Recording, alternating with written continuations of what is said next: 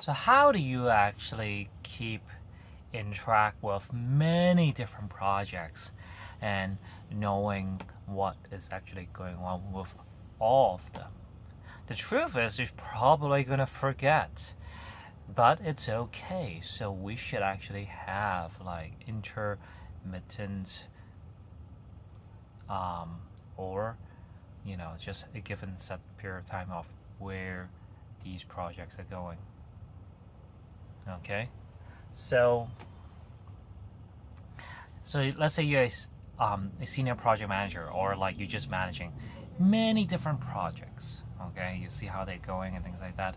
So the first thing to do really is to have some sort of aptitude graph that you could actually get your hands on. Either it's going to be made from HP, or it's going to be made from other testing tools or other reporting tools, or it is just terribly and you could just use Excel doing that. But in short, it has to be done.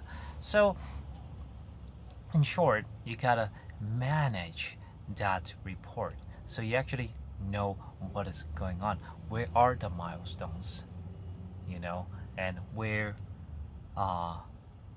things are. And you gotta actually ask them, do they know the knowledge?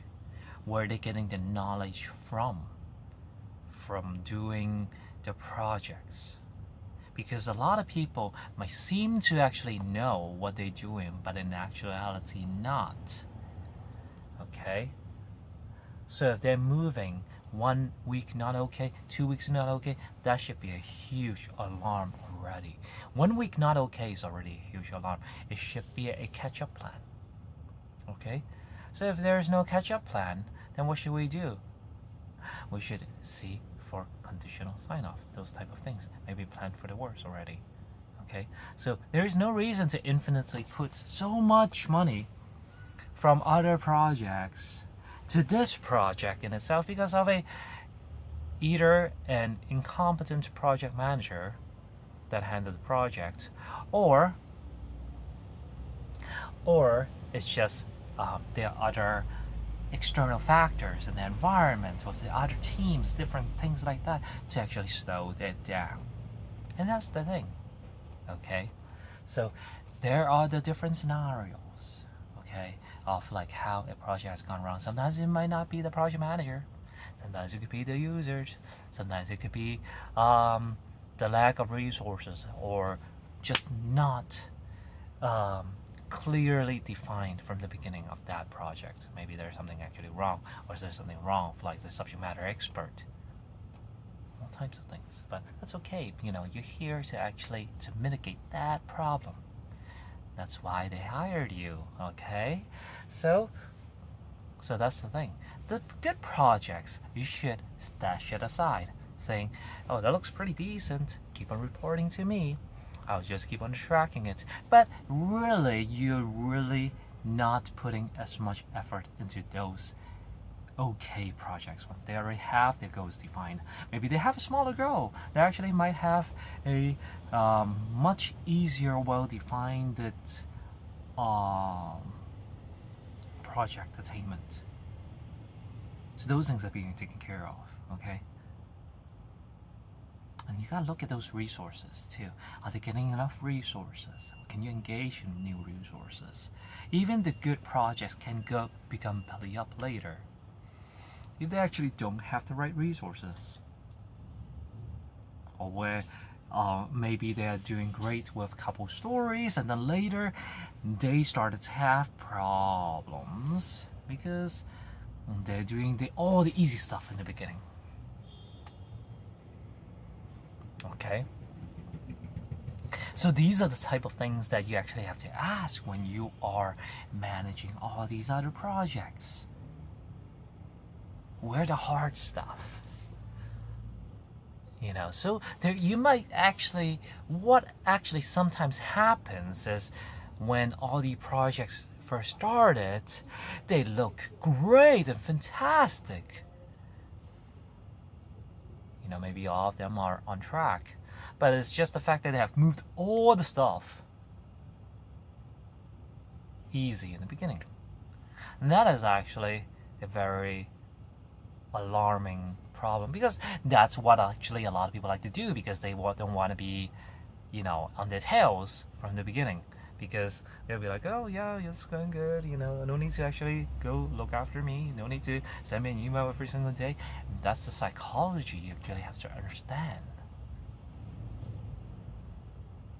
So a smart senior project manager or person who is looking after these type of things should know where the bottleneck is. Where's the bottleneck? Just from the very beginning, that you find where the bottleneck is. Okay, where things are going to get tough. Where a subject matter expert needs to be placed.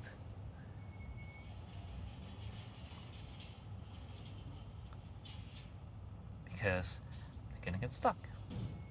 So that's where you actually have to arrange these meetings, engaging with the right people, with the right subjects, with the right timeline. Okay, to get these people together and talk about it and how to find a solution. Just by yelling and things like that, it's like, not my fault, blah, blah, blah. It's not going to work.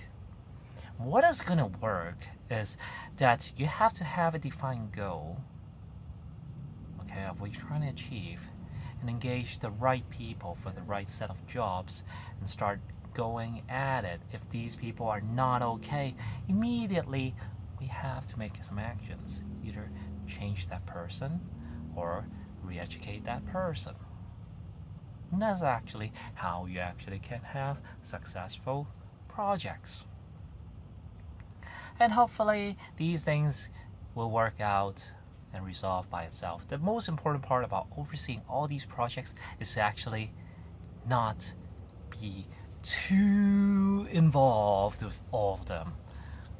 They should get autonomy at the end, a type of autonomy. They should be autonomously running and reporting it to me. And then, so at the end, I'm just seeing everything is green, everything is happy. And that is actually the goal, okay? So do you understand what I'm saying? So at the end, everybody should be on track and be happy toward all the life cycles, okay?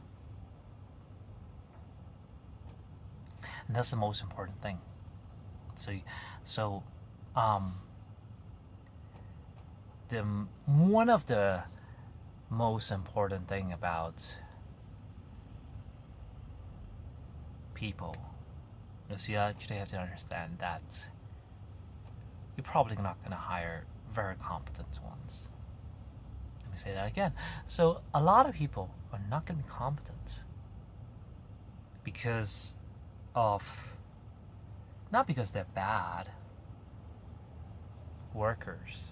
It's because that in the given resources situation, the place that we live in today, okay, these people cannot have as much resources as we wanted them to have.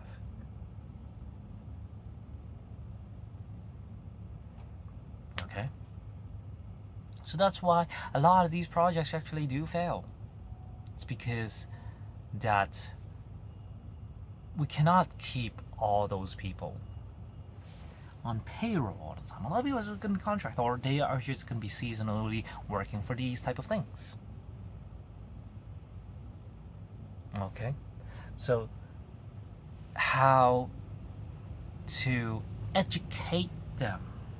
I tell you what, education is the key. Having that knowledge, having where that to go to in a short period of time is your job, to make them know and understand what they needed to do.